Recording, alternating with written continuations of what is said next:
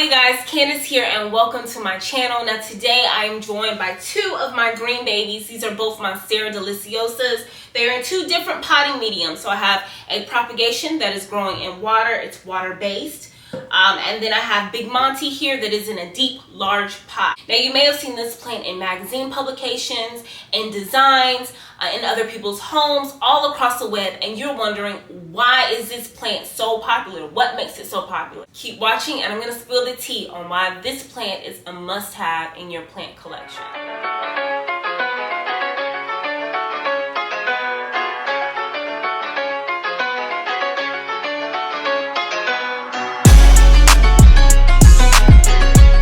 Rainforest in Central America, the Monstera Deliciosa, also known as the split-leaf philodendron, is a climbing evergreen that has large glossy leaves that are fenestrate. Because this plant is native to rainforest, that means it's going to thrive in bright indirect sunlight as well as some humidity. Now Big Monty is only about a year and a half old, but he is by far one of my favorites, and he is hands down probably one of the most suggested houseplants to kickstart your journey.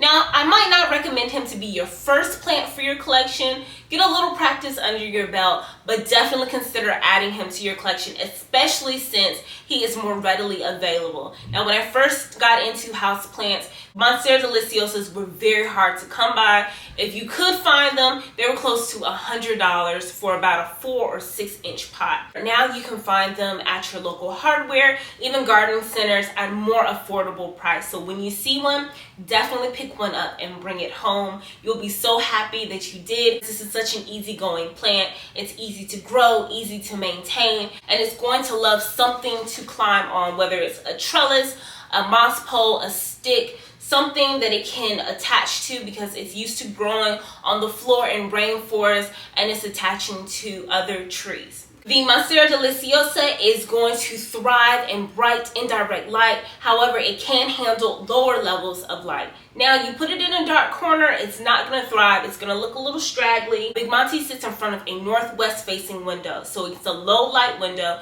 It's a large bay window though, but it's getting direct sunlight in the afternoon that's sheared with a sheer curtain. Now, because the only set of windows in my home that receive the most light are northwest facing, I've supplemented that light with grow lights as well as a humidifier. So I'm trying to create the perfect environment for this plant to grow and thrive.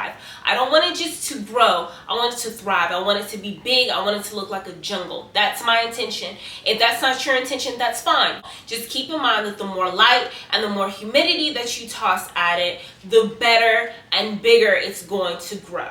The more sunlight and humidity that this plant gets, the larger your leaves are going to be and the more fenestrated that they're going to be. So most of my leaves are larger than my hands, some are larger than my head, and that lets me know that Big Monty is pretty darn happy. In addition, for this particular plant, I rely on two tools. I rely on my moisture meter and my hygrometer. Now my hygrometer is going to keep me informed on what the temperature is in my home and what the humidity is. Ideal temperature for the Monstera is going to be 60 to 75 degrees Fahrenheit, and great humidity is going to teeter around 40 to 60%. It really depends on what you're comfortable with. And so I like to have my hygrometer just to monitor what my room temperature is like, what's the humidity looking like. Now if there are days where I've let my humidifier run a little too long and the humidity exceeds 60%, I'm quick to turn it off because I don't want to risk the chance of mold in my home. And second tool I like to rely on for this plant in particular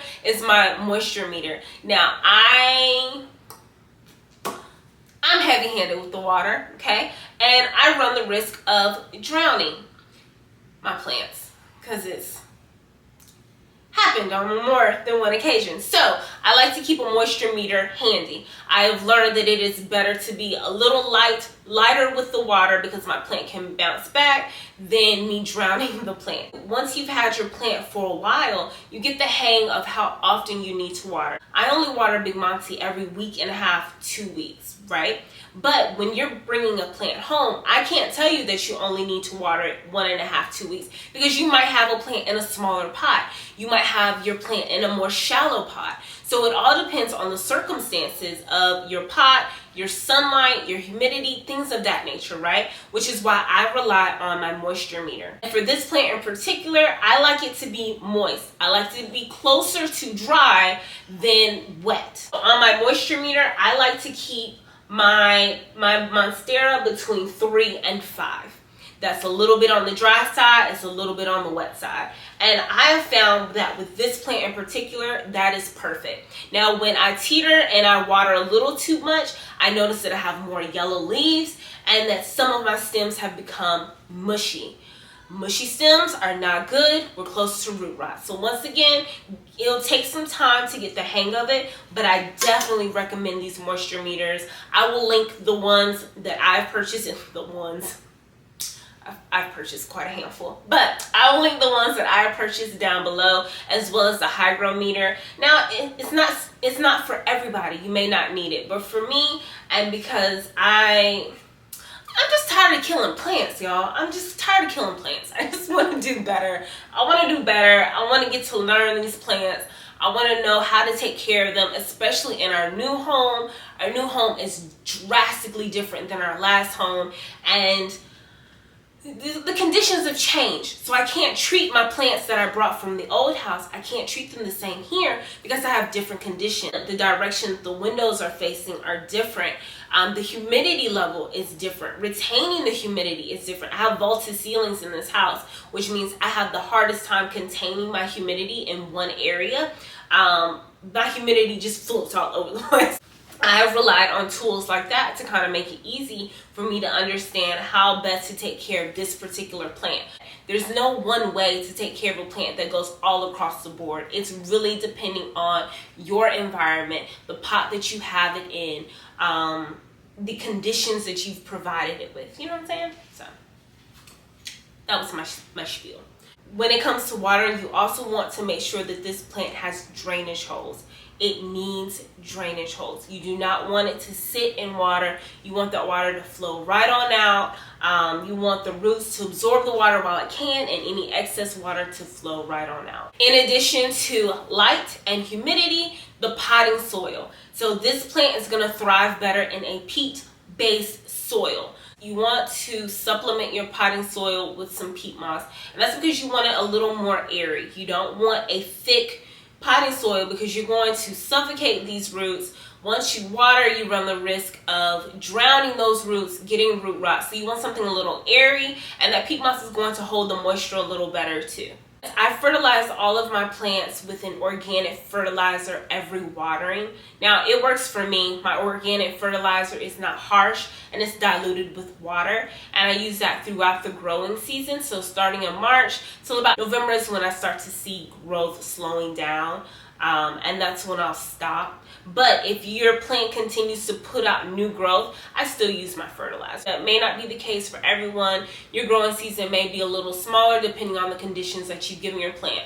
Once again, my plants are receiving natural sunlight, artificial sunlight, and a humidity boost from a humidifier. This plant is going to go do great with the 20-20-20 fertilizer or just something natural and organic. I'll link the one that I use, and once again, I use it for every watering, and there's no leaf burn or any damage or anything like that, and it continues to thrive. And as a matter of fact, it continues to put on growth pretty much all year. I want to say last season Monty was putting on growth all last year. And when it comes to pruning, I've never had an issue with pruning. I've never found the need for pruning, and that's because I knew that this plant was large, it's monstrous, and it's going to grow upright. Knowing that, I put it in a corner where it can grow almost as naturally as possible. I just don't feel the need for it to be pruned because I don't have any unruly leaves. It just grows how it's supposed to grow. Now, I have my plant growing on a stick, a trellis, or a moss pole is ideal, as well as I've got some plant tape just to keep it structured up and not so much flopping over. In regards to propagation, over time your Monstera will develop some aerial roots, so you can propagate using stem cuttings with the roots. With the aerial roots, pop them in water and they will root up as such. And then you can plant them up if you would like, or leave them in water, or you can just divide the root ball and create a smaller plant, or maybe this one just becomes a little too large and you want to contain its size. So very simple process. Now, troubleshooting. If you have brown leaves or brown tips on your leaves, that probably means that your soil is a little too dry. If you have yellow leaves, that means that you're probably overwatering your plant. Now, over time, as a plant matures and gets older, you're going to have yellow leaves, and that's just an old leaf that's just dying off. That's inevitable. But if you are seeing multiple yellow leaves, probably a couple days after you're watering, then that means that you are watering too much. You need to lighten it up, and that's another reason why I suggest these moisture meters. Now, when it comes to pests, the only pests that I've had on my monsteras have been thrips and spider mites. The spider mites, I brought a plant home and I did not quarantine it like I should have. I brought it home from a nursery. It had spider mites, and so it infected the plants that were surrounding it. But the thrips, that was my fault, and that was because I was not maintaining the plants like I should have. I use a neem mixture, and I'll leave that recipe in the description box down below. I spray the top and the back of my leaves of my monstera once a month. So every time I pay my mortgage, I go ahead and I neem oil my plants. That was a lot. That was a mouthful. So if you have made it this far, thank you so much for watching. I hope you enjoyed it. If so, definitely consider giving me a like and consider subscribing for more planty videos and for some more plant profile videos. I love you for watching. I'll see you in the next one.